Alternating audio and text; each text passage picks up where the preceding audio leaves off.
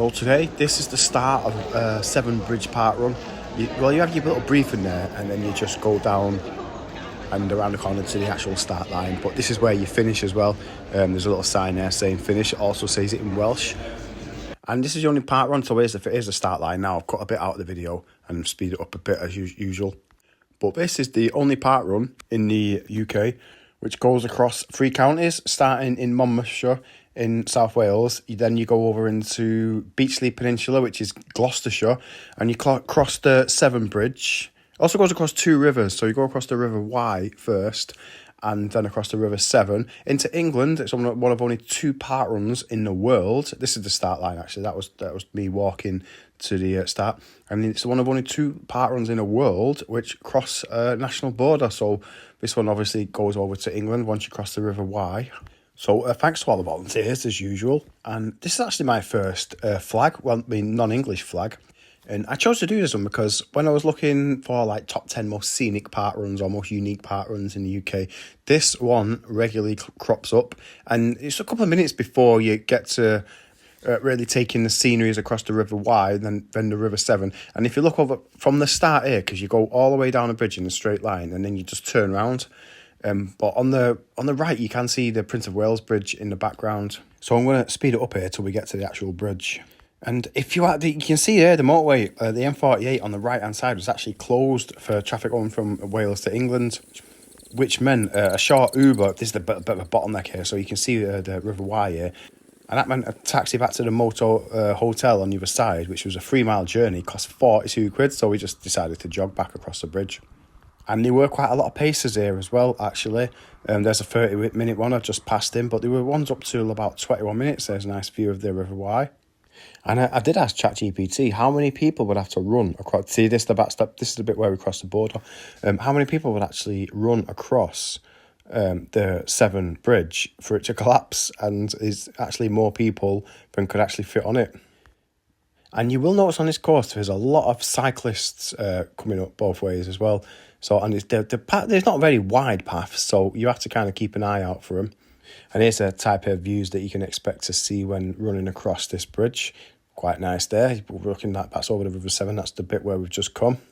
And the Severn Bridge was opened in 1966, a few months after England won the World Cup, opening by the late Queen Elizabeth II. And the first time a bridge across the River Severn in this rough location was first talked about by Thomas Telford in 1824 in order to improve the times of the mail coaches that used to run between London and Wales. But then someone went and invented the railway, and the railway bridge across the Severn at the Sharpness opened in 1879, and there was a tunnel built a few years later in 1886. But then cars got invented, and obviously they can't go across a railway bridge or underneath a tunnel. So in the 1920s, Chepstow District Council convened at a meeting of neighbouring local authorities to consider a Severn crossing to ease congestion and delays on the 848 passing through the town. And in 1935, Gloucestershire County Council and Monmouthshire County Council jointly promoted a parliamentary bill to obtain powers to build a bridge over the estuary with 75% of costs to be met by the Ministry of Transport from the Road Fund. The bill was rejected by Parliament after opposition from the Great Western Railway Company. It's a bit of a tongue twister, that. A public inquiry was held in September 1946 by Bristol University after the Second World War because government funding was prioritised for the similar Forth Bridge, which opened in 1964. And construction of the Severn Bridge was not started until 1961, and the UK government announced in 1962 that construction costs would be recovered by a toll of 2 shillings, or 2.5 shillings, whatever that is in new money, and all vehicle crossings for walking and cycling across the bridge will be charge free. But in 1977, weaknesses was discovered in the structure and had to be limited to 1 lane. And strengthening was done throughout the 80s to the bridge. You will see warning signs not to climb along the structures. I'd imagine it's been a bit of a magnet for those type of urban sports people, or whatever you call it, is one of them. And you'll see a lot of signs for the Samaritans. So there's a cyclist. And the service station, if you follow all the way, because it's where we stayed at the Travelodge. But I would advise anyone who's coming here to stay. I'd stay at Chepstow. It is a lot closer. I think you can see my brother coming up here. There's a high five. But we stayed at the Travelodge on the Bristol side in Aust. But it is also, speaking of the Samaritans, it is where the abandoned car of the legendary Manic Street Preachers guitarist Richie Edwards, his Vauxhall Cavalier, was found at the service station on it's the M48 now, but I think it used to be the M4. And obviously there is a Wetherspoons in Chepstow, but we didn't actually go to that one because we were staying in Bristol.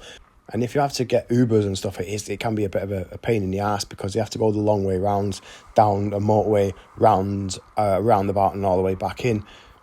But there were some local road closures, and as you can see, the motorway here going from Wales to England was closed.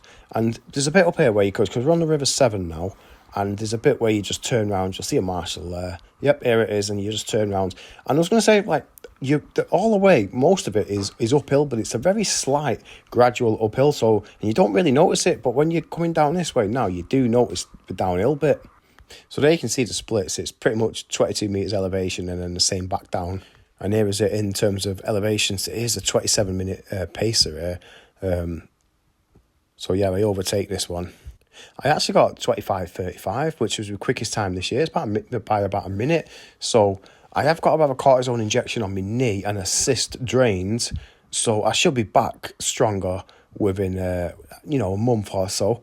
But next week I am at HMP Haverick in Cumbria to do a prison park run. But obviously you're not allowed any recording devices there. You're not even allowed to watch or anything. I will try and do a video and explain about what it was like and how you actually get to do it. So I'm looking forward to that one. That'll be an interesting one. And just to look over there, that's the Prince of Wales Bridge on the other side. So back to, only 3-second footage there. But this is definitely one of my favourite park runs. Park run, location number 40. So I'm near enough at my half cowl. Right, so I'm just going to speed things up a little bit now. See there, you got all the roadworks there, what we were working on. So that was the reason, whatever they were doing for the road closure. And I am coming up to the 26-minute pacer. I seem to be behind him for ages. But pacers do a brilliant job, very underrated. And they do give you a bit of extra energy. I remember when I used to do Heaton Park every week before I got the tourist bug. I used to do Heaton Park in Manchester every week, and I was always stuck at 22 minutes, 22:10s, 22:07, 22:30s, and one day they had a 22-minute pacer on, and that's when I got my first sub 22, about 20 seconds. So here's the 26-minute pacer here. Yeah, but we certainly do give you a little boost. Well, I'm not far off the finish line now, but that little bit where you walk to the start line, it's up quite a steep hill. It's only short. But because of my knee, it's very unstable when I'm running down it. So I actually slowed down on that hill bit, and you will see a couple of people just lever it past me. But yet I finished at 125, so I've had 25 on my positional bingo. But I did do some mathematics on completing your positional bingo because it is a very hard one to do. And it would take between 300 and 400 park runs on average to actually complete it. You'd probably get slightly more, like maybe 300, by doing different one each week. If you're a really fast runner and you're always in the top 10, then it would probably become quite difficult. But say if you're doing positional bingo and you've only got 5 that you need to do, every park run you do, you've only got a 5% chance of getting one of those numbers. So it might seem, because I'm past 50% with just 72 park runs, it might seem like, oh yeah, I'm doing this quite easily. Which is known as the coupon collector's problem, the law of diminishing returns, where it seems quite easy at first because you've got 50 so positions in just 70 runs. But yeah, when you need 10, you've just got a 10% chance of getting it. This girl here, who I'm overtaking now, she actually got the exact same time as me. I overtake her here, but so she must have been breathing down my neck quite heavily. And especially as you never know what your actual position you're in. So it becomes increasingly hard to get. And I've not had a new position for quite a few weeks now. And it'll probably be at least another year before we actually complete it. But imagine what it's like when you need one at 47 or something like that. But obviously you can get it by coming 47, 147 or 247, but it still becomes incredibly difficult. So here's that bit now. You're finishing we're on the finish line, we're down this hill. There's one person she's just levering it there. Good on her. But then another guy comes and just belts it past me. Him there, that's the one. So and here's the finish line. So see you next week. Well, I won't, because I'll be in jail.